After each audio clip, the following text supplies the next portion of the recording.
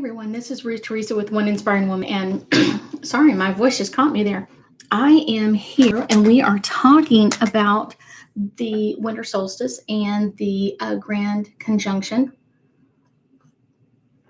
And I often have told people that this is not just a one time event, this is not just 1 day worth of energy or whatever else. This is a lot of energy coming at us. And that's one of the reasons why I've started doing this every couple of days to kind of keep you abreast of what energy is coming at us, how do we need to deal with it, how do we look at it, and how can we kind of today is kind of looking at how can we assist other people. So one of the things that is really important that we talked about last time was kind of like our own inner triggers. During this time frame, a lot of our own stuff, kind of like our lumps and bumps that we normally don't want to deal with, some of the stuff that we want to just ignore in some way, we have to start dealing with those. And as we start to deal with them, we're all interconnected. So that means that other people around us, our spouse, our kids, family members, all of that kind of stuff, all of those people are going to be going through the same thing. But if we're the one who's kind of more spiritually mature or dealing with things, it's one of those, it's going to kind of fall on us to kind of bring them under our wing and kind of really help them with this. So it's one of those, that's kind of the fun part of this, is getting to the state where you can assist other people. That doesn't mean you're going to be their counselor or whatever else, but kind of talk them through some of the things that we talked about last time. And I will have a link below of what we talked about last time, so you can go back and look at that video if you didn't get a chance to see it. This one's kind of talking about other people's triggers. So other people's triggers can affect us almost as much or even more than our own. Sometimes because we are dealing with their energy as we're getting triggered on some of our own personal stuff. And so that can even just aggravate us even more. It can agitate. And if a lot of people are going through this at the same time, we can have conflicts and problems that are come up and arise and that make it a little bit different for us to work through this type of energy. So if you're having triggers come up, like we talked about last time, is kind of following that trigger like a pearl to down the string to the next one. When did you get affected by that trigger last time? And so that's what we're going to kind of do, is talk about like how to help someone else deal with some of their triggers. So one of the triggers that come in most often, especially for young people, it can be for older people, but a lot of times for younger people, is stuff from past lives. They will be triggered on something that happened to them in a past life. If someone cheated on them in a past life, then they're always looking for someone to be cheating on them. If they were murdered or whatever happened to them in another lifetime where they felt unsafe, they're going to bring that energy a lot of times into this life, and it's going to affect them in many different ways. And so finding the root of that trigger is really, really important. Let's see.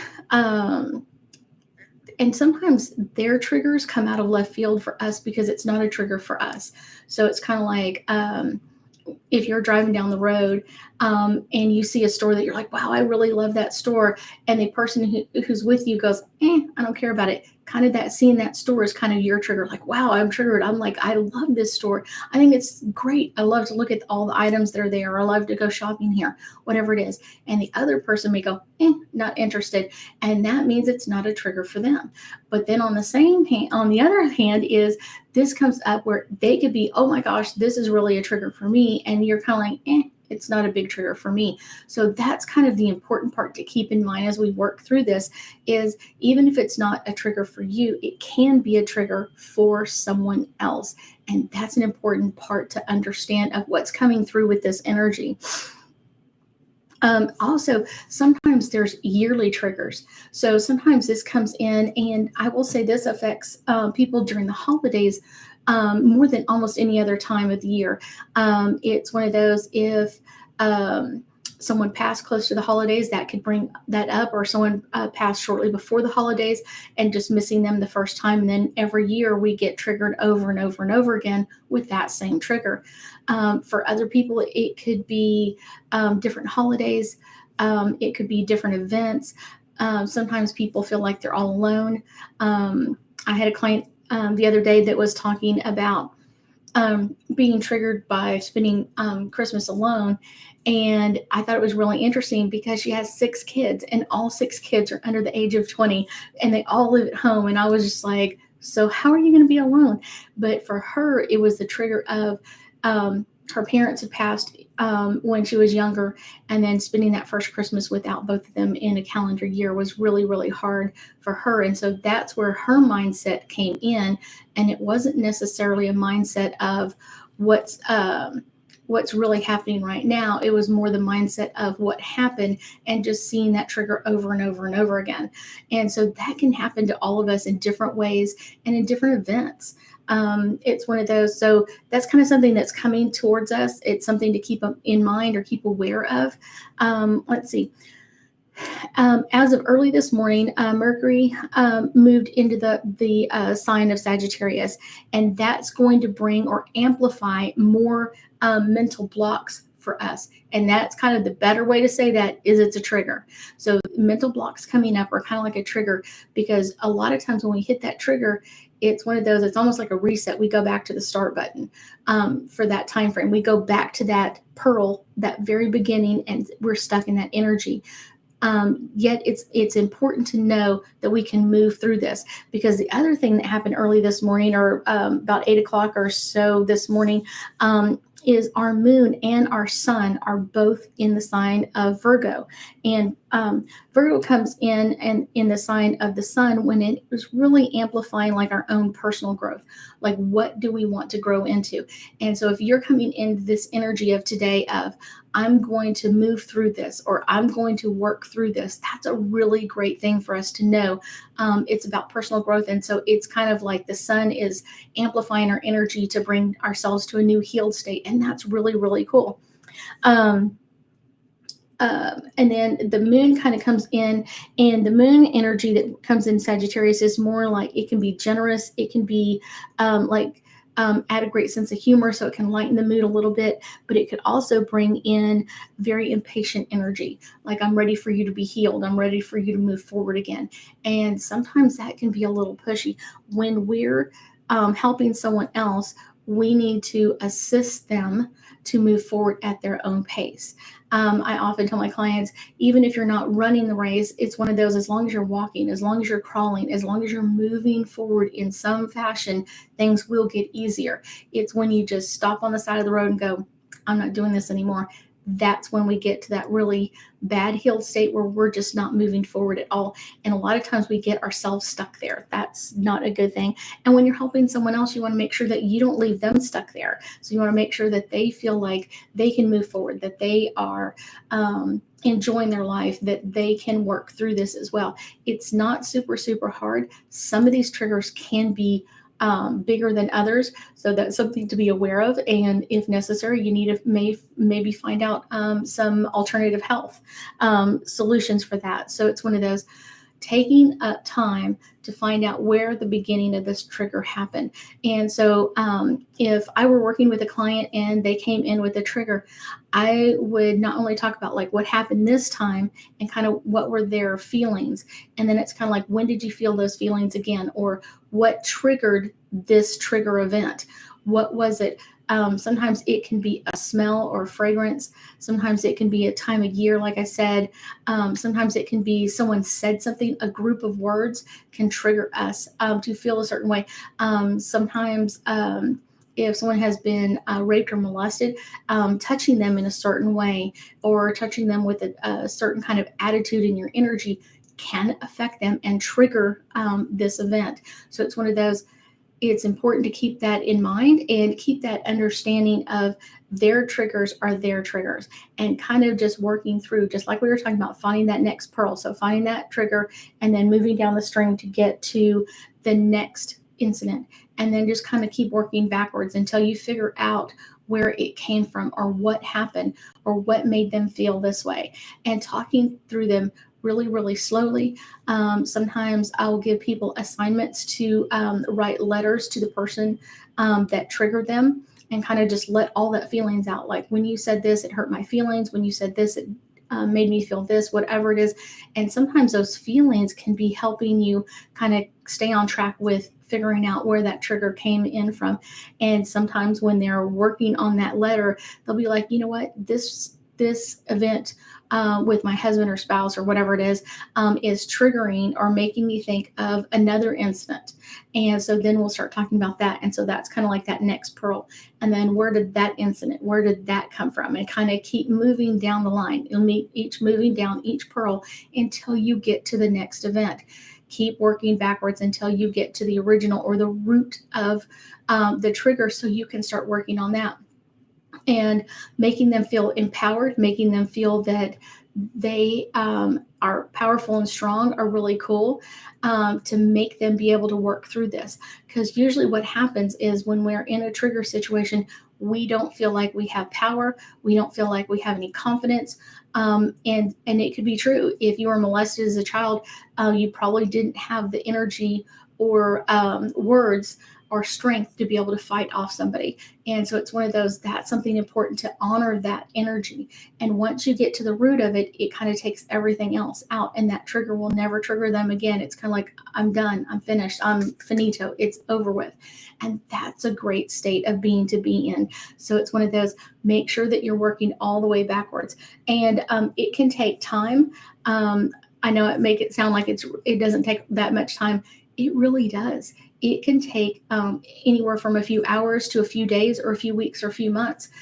But as long as you're working through finding that next trigger and releasing it and moving to the next, it makes this so much easier.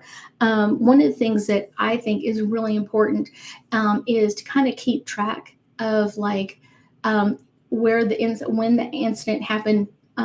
The current day when it happened, and then timeline wise, is it the same time of year? Because then that could also be a trigger or another aspect of it. Or is it words? Where did that trigger come in from?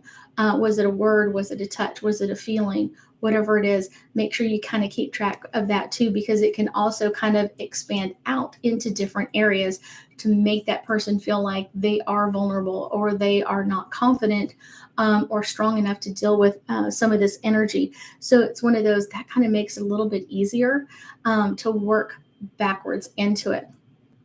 I know I have a couple of people on. If y'all have any questions or any comments, please let me know. One of the things that's really important to kind of keep in mind with this is to understand that this energy is stuck, and that's why it keeps triggering us. If you're old enough to understand, kind of like going through a record player, and when it hits that scratch or that dent on the record, it's going to pop back to the beginning, or it's going to pop back to a certain point. And that's kind of what a trigger is it's going back to that same area over and over and over again. And it can be really, really overwhelming. It can be very stressful to go through that and to be triggered about this by the same things over and over again. One of the things I wanted to close with, and we'll close a little bit early today, but one of the things I want you to understand that's really important is to be very kind with your energy. If it's working on you or helping someone else work through some of this energy, make sure that you're very kind and allow them to work through it as they want to, as quickly or as fast. As long as they're working through it, it's okay. And you can be encouraging and set some timelines like, hey, why don't you, take 24 hours or take a day, and we'll talk about this tomorrow evening. And so that can help move that energy forward in a very nice way, a very healing way, but without being impatient. People that are being already triggered, if you ask them to move at a pace that they're not ready for, it can really bring in a lot of triggers. Good morning, Carmen. Oh,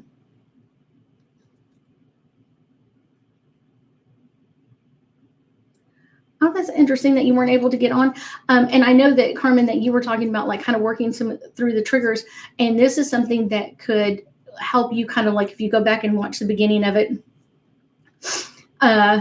is that going through triggers with your spouse and your kids are a really, really good way of doing that, and working through triggers that trigger them, and it can also trigger other people. As we talk to our family and friends, things that we're kind of like, I wish they moved a little bit faster in this area, can actually be a hint of a trigger for them to not move forward as quickly or not feeling comfortable with what's going on.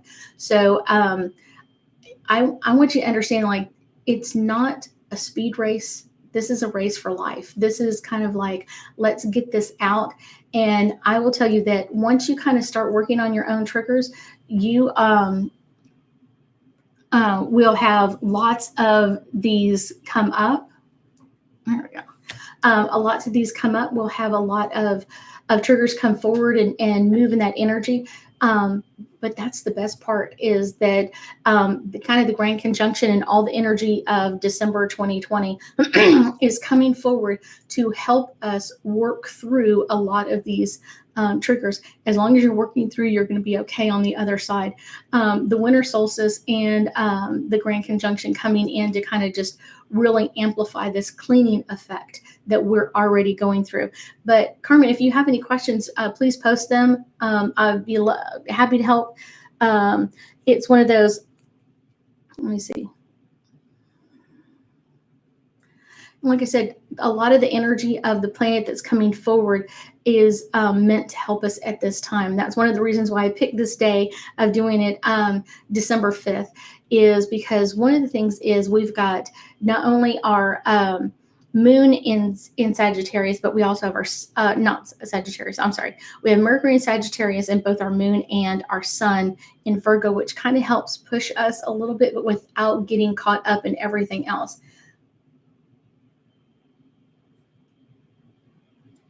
Okay. So yes, I got caught another one last night, but I thought I moved from it. But that's kind of the crazy part of triggers, is sometimes we think that we've like followed it all the way back. So like, this is the root, this is where it came in at, this is the bottom of it. And sometimes it triggers us again. And that's kind of the great part about this energy right now, Carmen, is that it's moving us forward. And it, instead of going, oh, we'll bring this up in a year, it's like, hey, they're bringing it up a day later. So keep working it and kind of keep going down each pearl and following that string. Where is it going? Where is it leading me? And like I was talking about earlier, one of the things that you can do is whatever event triggered you today or last night, is to write a letter to the people involved. And you can even write a letter to yourself. It doesn't matter, but putting down how you felt about it and the feelings that came up. When you said this, it made me feel this, or when this happened, I felt this. And that will kind of give you some insights of where that trigger, where those next pearls are. And sometimes, like I said, when you're writing that one letter, you're going to go, wow, this is reminding me of an incident with someone else, or my mom or my dad or someone else. And then you're going to write them a letter, and that's that next pearl. And then you're going to write the next person a letter and the next person a letter. And it really helps to move in this energy and to move forward so that you don't stay stuck. So you're constantly kind of working through your own stuff. Like I said, and a lot of times this stuff comes in from past lives. And if you realize that at some point, that's a great time to do a past life regression and get that energy out and to move through it. So kind of doing a past life regression on yourself, like I just choose to see this one, where this root goes into. And instead of going in like the same life, you may go into different lives at different times of just that period of time or that day to kind of show you what you needed to see. And then it'll trigger another one and you'll go in and see that. So that's kind of like the interesting, cool part, to bring in that energy or that aspect of not everybody. Carmen's been one of my students, so she already knows, like, this is a great way to do things or clear things out. You can do it without that. There's a lot of past life regression meditations out there. But once you learn how to do it, it brings up so much information, so much insight.